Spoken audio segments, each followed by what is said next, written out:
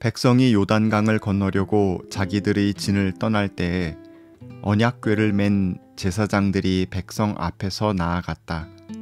그 궤를 맨 사람들이 요단강까지 왔을 때에는 마침 추수 기간이어서 제방까지 물이 가득 차 올랐다.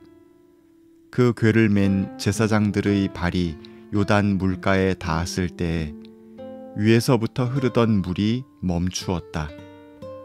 그리고 멀리 사르단 근처의 아담 성읍에 둑이 생겨 아라바의 바다 곧 사해로 흘러가는 물줄기가 완전히 끊겼다. 그래서 백성들은 여리고 맞은 쪽으로 건너갈 수 있었다. 온 이스라엘 백성이 마른 땅을 밟고 건너서 온 백성이 모두 요단강을 건널 때까지 주님의 언약궤를 맨 제사장들은 요단강 가운데의 마른 땅 위에 튼튼하게 서 있었다. 여호수아 3장 14절에서 17절 말씀. 오늘은 이스라엘 민족이 요단강을 건너는 이야기를 함께 나누려 합니다. 이스라엘 민족은 출애굽 이후 40년 동안 광야 유랑을 했습니다. 이제 그들은 요단강변에 이르러 진을 칩니다. 강 건너편은 하나님께서 약속하신 땅, 젖과 꿀이 흐르는 땅, 바로 가나안입니다. 꿈에도 그리던 약속의 땅 가까이 왔지만 마침 비가 많이 내렸기 때문에 이들 큰 무리가 요단 강물을 건너갈 수가 없었습니다. 모세 사후 새로이 세워진 여호수아는 지도력을 시험받는 상황이 되었습니다. 그때 여호수아에게 하나님께서 나타나셔서 그와 함께 하시겠다고 말씀해 주십니다. 그리고 언약궤를 맨 제사장들을 요단강에 들어가 서 있게 하라고 말씀하셨습니다. 여호수아는 지치고 두려워하는 이스라엘 백성에게 하나님의 말씀을 전했습니다. 하나님께서 그들과 함께 하실 것이며 얼마나 놀라운 일을 하시는지 보라고 했습니다.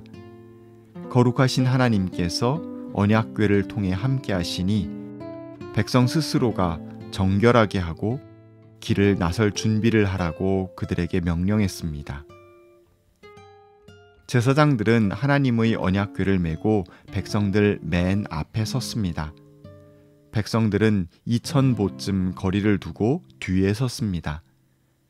주님의 궤를 맨 제사장들이 여호수아의 명령에 따라 요단강을 향해 나아갔습니다. 강물이 제방까지 가득 차 있어서 불어난 물 때문에 휩쓸려 떠내려갈 수도 있었습니다. 자칫 하나님의 언약궤마저 흐르는 강물에 잃어버릴 수도 있었습니다. 하지만 제사장들은 하나님의 약속을 믿고 순종하여 그 발걸음을 뗐습니다. 한 명이 혼자서 해야만 했다면 참 어려웠겠지만 제사장들 무리가 함께 했기에 조금 더 힘을 낼 수 있었을 겁니다. 과감한 결단과 실행이 어려울 때 뜻을 같이 하는 이들이 곁에 있으면 용기를 내기 한결 쉬워집니다. 그래서 어려울 때일수록 함께할 동료들이 참 소중합니다. 마침내 언약궤를 메고 있는 제사장들이 요단강에 발을 담궜습니다. 시간이 흘러도 그들은 세찬 물살에 휩쓸려 가지 않았습니다. 오히려 철철 넘쳐 흐르던 요단 강물이 멈췄습니다. 저 상류로부터 물줄기가 완전히 끊겼습니다. 그리고 강 바닥이 드러났습니다. 이제 제사장들은 언약궤를 맨 채 물이 마른 강바닥 위에 굳게 서 있습니다. 그리고 이스라엘 백성들은 그 마른 땅을 밟고 요단강을 모두 안전하게 건널 수 있었습니다. 약속의 땅을 향해 힘찬 행진이 시작되었습니다.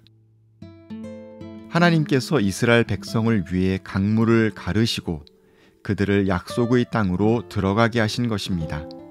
이는 출애굽 당시 홍해를 건널 때와 비슷한 이적입니다. 요단강의 하나님께서 바로 출애굽의 하나님이심을 성경은 우리에게 증언하고 있습니다. 애굽에서도 홍해에서도 요단강에서도 젖과 꿀이 흐르는 가나안 땅에서도 어디에서나 하나님은 주의 백성을 위해 움직이십니다. 하나님은 당신의 피조물들이 어디에 있든지 그들을 구원하기 위해 일하십니다. 즉, 하나님은 온 땅의 주인이십니다. 국경이나 어떠한 경계도 하나님의 우주적 주권을 막을 수는 없습니다. 홍해의 기적으로 인해 이스라엘의 신분은 노예에서 자유민으로 바뀌었습니다. 마찬가지로 요단강의 기적으로 인해 이스라엘 백성은 방랑하는 무리에서 정착민, 하나된 민족으로 변화될 수 있었습니다. 하나님을 자신들의 주님으로 고백하는 이들은 누구나 모든 경계를 넘어서 하나님의 능력과 힘을 체험할 수 있습니다. 나아가 하나님께서 베푸신 은혜로운 사건을 기억하며 미래를 더 아름답게 꿈꿀 수 있게 됩니다. 요단강을 건넌 기억은 모세를 잃은 이스라엘 백성에게 여호수아를 중심으로 하는 새로운 확신과 새로운 소망을 허락해 주었습니다. 엘렌 버리는 기억하지 않는다면 정체성이란 없다. 기억을 잃어버린 사람은 자신의 정체성을 잃은 것이다. 그리고 공동의 기억이 없다면 공동체는 없다고 했습니다. 역경을 함께 극복한 공동체의 기억은 그 공동체의 정체성이 되고 정체성을 뚜렷이 다듬어가는 과정에서 그 공동체는 더 멋진 미래를 설계해 나아갈 수 있습니다. 하나님께서는 옛날이나 지금이나 우리를 좋은 곳으로 이끌어 주십니다. 그 길에서 어려움을 만날 수도 있지만 하나님을 굳게 믿고 한 걸음씩 내딛는 이들에게 하나님께서는 예상치 못한 놀라운 선물을 허락해 주십니다. 하나님은 우리에게 대단히 탁월한 능력을 요구하시는 것이 아닙니다. 단지 하나님을 믿고 순종하며 작지만 분명한 믿음의 첫걸음을 뗄 것을 요청하십니다. 주님 안에서 확신을 받고 용기를 내어 한 걸음, 딱 한 걸음 앞으로 내딛는다면 이후 하나님은 그가 두 번째 걸음도 잘 내디딜 수 있도록 더 큰 용기와 소망을 불러일으켜 주실 것입니다. 우리 공동체가 좋으신 하나님을 믿고 한 마음으로 씩씩하게 믿음의 발걸음을 내디딜 수 있기를 소망합니다. 사랑의 하나님, 언제나 우리와 함께 하시는 하나님을 찬양합니다. 이스라엘 백성이 믿음으로 요단강을 건넌 이야기를 나눴습니다. 우리도 우주의 주인이신 하나님을 믿고 용기를 내게 해 주십시오. 씩씩하게 믿음의 발걸음을 내딛게 해 주십시오. 아멘.